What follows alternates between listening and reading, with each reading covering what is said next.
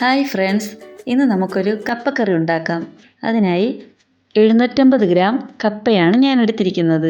അത് തൊലി കളഞ്ഞ് വൃത്തിയായി കഴുകി വച്ചിരിക്കുന്നു.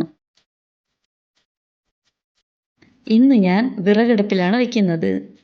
അതിനായി ഒരു ചട്ടി അടുപ്പിൽ വെച്ച് അതിൽ കുറച്ച് വെള്ളം ഒഴിച്ച് വെള്ളം ചൂടാകാൻ വയ്ക്കാം. വെള്ളം ചൂടായതിന് ശേഷം മുറിച്ച് വെച്ചിരിക്കുന്ന കപ്പ ഇതിലേക്ക് ചേർക്കാം.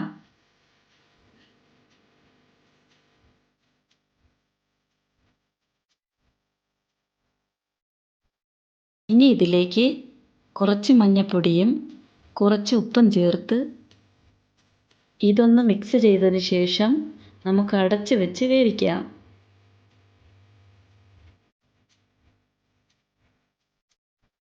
ഇനി ഇതിന് വേണ്ട അരപ്പ് നമുക്ക് റെഡിയാക്കാം. അതിനായി 1 കപ്പ് തേങ്ങ, 1 അല്ലി വെളുത്തുള്ളി, ഒരു 3 കൊച്ചുള്ളിയും കൂടെ നമുക്ക് എടുക്കാം. ഇത് നമുക്ക് മിക്സിയുടെ ജാറിലേക്ക് ഇടാം. ഇനി അതിലേക്ക് 1/2 സ്പൂൺ മഞ്ഞൾപ്പൊടിയും 1/2 സ്പൂൺ ജീരകവും 1 സ്പൂൺ മുളക് പൊടിയും ചേർക്കാം. ഈ കറിക്ക് കുറച്ച് എരിവുള്ളത് നല്ലതാണ്.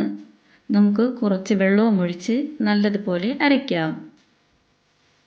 അരച്ചത് നമുക്ക് മാറ്റി വയ്ക്കാം. ഇവിടെ നമ്മുടെ കപ്പ റെഡിയായി. ഇനി നമുക്ക് ഇതിൻ്റെ വെള്ളമെല്ലാം കളഞ്ഞ് കപ്പ മാറ്റി വയ്ക്കാം. ഇതിനി നല്ലതുപോലെ നമുക്ക് ഉടച്ചെടുക്കാം.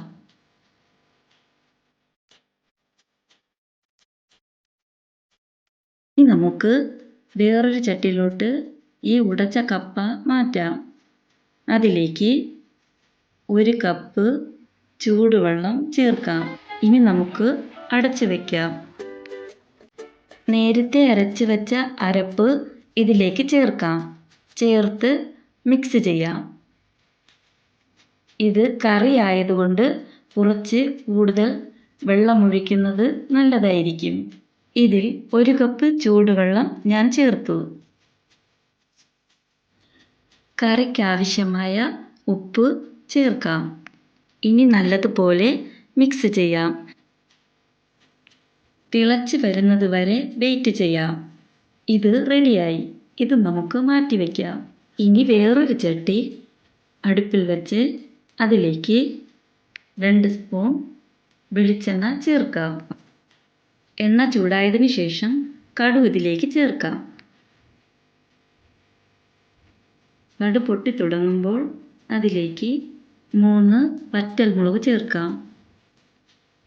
ചേർത്തതിന് ശേഷം അതിലേക്ക് കുറച്ച് കൊച്ചുള്ളി ചേർക്കാം. ചേർത്ത് ഒന്ന് മിക്സ് ചെയ്യാം. ഇതിലേക്ക് കുറച്ച് കറിവേപ്പില ചേർക്കാം. ചേർത്ത് മിക്സ് ചെയ്യാം. അതിനുശേഷം ഇത് നേരത്തെ റെഡിയാക്കി വെച്ചിരിക്കുന്ന കറിയിലേക്ക് നമുക്ക് ചേർക്കാം. ചേർത്ത് നല്ലതുപോലെ മിക്സ് ചെയ്തെടുക്കാം. നമ്മുടെ അടിപൊളിയായിട്ടുള്ള കപ്പക്കറി റെഡിയായി. ഇനി നമുക്ക് ഒരു സെർവിങ് ബൗളിലോട്ട് മാറ്റാം. ഇത് നമുക്ക് ചോറിൻ്റെ കൂടെ കഴിക്കാൻ നല്ലൊരു കറിയാണ്. എല്ലാവർക്കും ഇഷ്ടപ്പെടും. ഇത് നിങ്ങൾ വീട്ടിൽ ട്രൈ ചെയ്യുക. ട്രൈ ചെയ്തിട്ട് നിങ്ങളുടെ അഭിപ്രായങ്ങൾ കമൻറ്റ് ബോക്സിൽ അറിയിക്കുക. നിങ്ങൾക്ക് ഈ വീഡിയോ ഇഷ്ടമായാൽ ലൈക്ക് ചെയ്യുക, ഷെയർ ചെയ്യുക, സബ്സ്ക്രൈബ് ചെയ്യുക. വീണ്ടും അടുത്തൊരു വീഡിയോയുമായി കാണുന്നത് വരെ എല്ലാവർക്കും ബൈ ബൈ.